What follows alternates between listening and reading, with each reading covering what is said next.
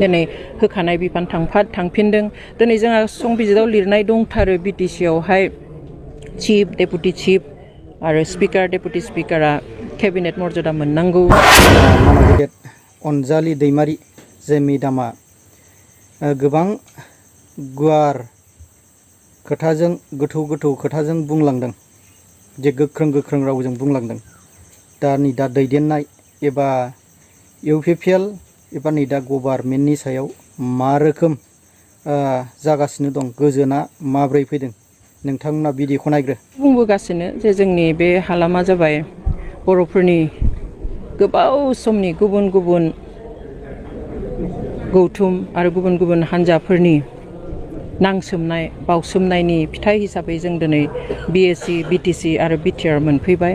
आरो बयनिख्रुइ गिदिर बाथ्राया जाबाय जे जुदिव बर'फ्रा हाजोआरि ओनसोलाव थाग्रा ट्राइबेल नङा, थेवब्लाबो 6 शेड्युलखौ हायेनाव थानाय ट्राइबेलफोरनो होआब्लाबो दिनै संबिजितखौनो आमेन्डमेन्ट खालामनानै बर'फोरनि गुबुन गुबुन समाव गोख्रोङै सोमावसारबाय थानायाव खर' गंग्लायनानै भारत सरकारा बे जिथु हिल्स ट्राइबनि थाखाय होनायनि लिरनानै थानाय संबिजिराव दोनजानाय जिथु 6 शेड्युल बेखौनो सोलाय सोल' खालामलायनानै आमेन्डमेन्ट खालामलायनानै बर'फोरनो गिबि खेबनि थाखाय हायेनाव थानाय ट्राइबेलफोरनो होदोंमोन। आरो बिनि जिथु गोहो, जिथु क्षमता, जिथु केरेक्टारिस्टिक बेयो जोबोद गोजौ। बेखौ माखासेया इभेन मिनि स्टेट होनो, सोरबा सोरबाया मिनि कान्ट्रि होननानैबो बुङो। बिनि जिथु पावार एन्ड फांसन जिखिनि मावना लानो हानायनि बेबस्था, आरो बे जाबाय गावखौ खुंनो हानायनि मोन्थाय, गाव खुंथाय बेबस्था, सेल्फ रुल एबा सेल्फ गभर्नेन्सनि मोनसे सिस्टेम। बेयावहाय दिनै आन्दलनकारिफ्रा बा जाय हारिनो होदों बे हारिया गावनि बे होखानाय हानि सिङाव माबायदिहाय थागोन, माबायदि जौगानाय खामानि मावगोन, माबे बिफानाव माबायदि खामानि मावगोन, बेखौ गावनो थांखि लानानै मावनो मोनो। बेनो जाबाय 6 शेड्युलनि केरेक्टारिस्टिक। खिन्थु जों दिनै सिगाङाव जोङो नुबोदोंमोन एसे थिगैनो सोलिनाय, खिन्थु दा जों नुबाय स्पेसियेलि माने बिटिआर एकर्डनि उनाव बिनि केरेक्टारिस्टिकखौ लासै गैया खालामनो नाजादों। आरो बेखौ जोंनि सासनाव थानाय मानसिफ्रा हमथानानै लाखिनो हानायाव फेलें जादों। बेनिखायनो दिनै होखानाय बिफान थांफिनदों। दिनै जोंहा संबिजिराव लिरनाय दंथारो बिटिसियावहाय चिफ डेपुटि चिफ आरो स्पिकार डेपुटि स्पिकारा केबिनेट मर्यादा मोननांगौ, आरो इएमफ्रा स्टेट मिनिस्टार्सनि मर्यादा मोननांगौ, आरो एमसिएलएफ्रा एमएलएनि मर्यादा मोननांगौ।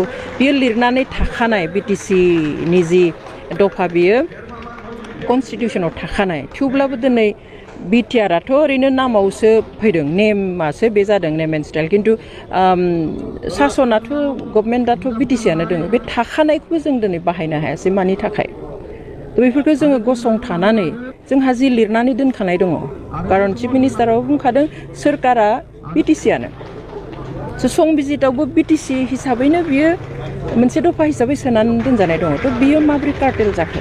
दिनै डिसि एसपिआ माब्रै जोंनि बिगोमा जानो हाखो? दिनै जोंनि माखासे बिफानफ्रा बोरै थांफिननो गोनां जाखो बा लांफिनजानो गोनां जाखो? दिनै 6 शेड्युलनि केरेक्टारिस्टिकखौ दाननानैहाय बा नेवसिनानै कन्टिगुवास एरिया नङालासिनो दिनै गुबुनाव जायगा बारायदों। जों लुबैयो बर' गामिफ्रा इनक्लुड जाथों, हाबथों। जों बेखौ अरायबो लुबैयो, जेसेबां जायगा बारायो मोजां, खिन्थु केरेक्टारिस्टिकखौ लाखिनो नांगोन। आरो जुदि दिनै लासै जुदि सेटेलाइट काउन्सिल बादि जालांनो हमोब्ला, आरो बेखौ नाजाखागोन, खारन जथेस्थ' पावारफुल 6 शेड्युला। बेवहाय मानो जोंखौ मोनजानो लुबैनो? एसेबां पावारखौ मोनजानायखौथ' लुबैनाय नङा। सानफ्रोमबो बेबादिनो नोजोर होखाबाय थायो, बेवहाय बेखौ कार्टेल खालामनो नाजाबाय थादों। खिन्थु जोंनि खुंथायाव थानायफ्रा बेफोरखौ गावनि गोहोजों स्टेन्ड होनानै जोंनि जि थाखानाय बेफोरखौ हमथानो हानांगौमोन। दा हमथानो हानायाबो प्रब्लेम जादों, खारन माइन'रिटि गभर्नमेन्ट जादों। दिनै हान्जानि सोद्रोमाफ्रा बारा जाबाय, जोंना खम जाबाय, जायनि थाखाय दिनै गोसोबादि दाबि खालामनो हाया, गोसोबादि बिख'नो हाया, गोसोबादि मावनो हाया। बेवहाय जों सानदों जे जोंनि इयुन जोलैनो जोंनि जि थाखानाय गोहोफोर बेखौ गाबथानानै जोङो दोनलाङाब्ला अब्ला जों दायनिगिरि जागोन। बेवहाय जोङो मोनसे गिदिर बिबान लानो थाखायसो जों बेखौ आवगायदों। लोगोसे जि सान्थि, जाय सान्थिखौ खालि खुगाजोंल' आं लाबोदों, जों लाबोदों, जोंनि सोरखारा लाबोदों बिदि होनबाय थादों, बेखौ थारैनो जोंनि रायजो राजाफ्रा फिल खालामदोंना खालामाखै? दिनै जायफ्रा बर'नि गोलाव संग्रामाव दुखु खस्थ' सहायनांबाय, जायफ्रा बावसोमबाय, मावसोमबाय, नागारसारबाय, जायफ्रा दिनैबो गोथां मुंख्लं हिसाबै जेलाव दङ, जायफ्रा बे गोलाव संग्रामावहाय जिनाहारि जाबाय, जायफ्रा मुंख्लं जाबाय, जायफ्रा आथिं आखाइ बुख्रुब जाबाय, जायफ्रा पुलिस आर्मिजों इनाय अनागारै खस्थ' खुफुं होजाबाय, बिसोर गासैखौबो मान होनानै